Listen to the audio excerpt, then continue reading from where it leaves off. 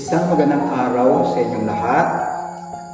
Shout out po pala kay Nanay Lydia Sanchez, isa sa masugid na taga-subaybay ng Kuya Al the Encourager.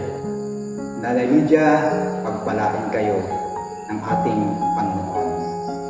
Dahil ngayon ay buwan ng Marso na kung saan sineselebrate ng buong mundo ang Women's Month, ay nais ko kayong kwentuhan ang tungkol sa kwento ng isang huwarang babae na matatagpuan sa Ikalawang Hari, Kapitulo 4, versikulo 8 hanggang versikulo 19. Yung babaeng ito ay naging huwaran sa panahon na kung saan ang kanyang katangian ay posibleng siya pa rin katangian ng mga kababaihan sa panahon natin ngayon.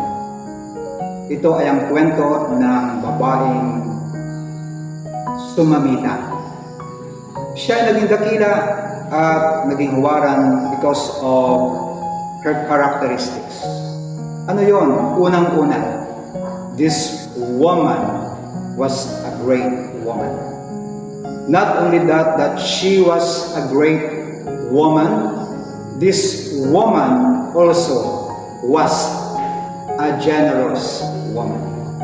Not only that she was a generous woman, this woman also was a spiritual woman. Not only that she was a spiritual woman, this woman also was a unselfish woman.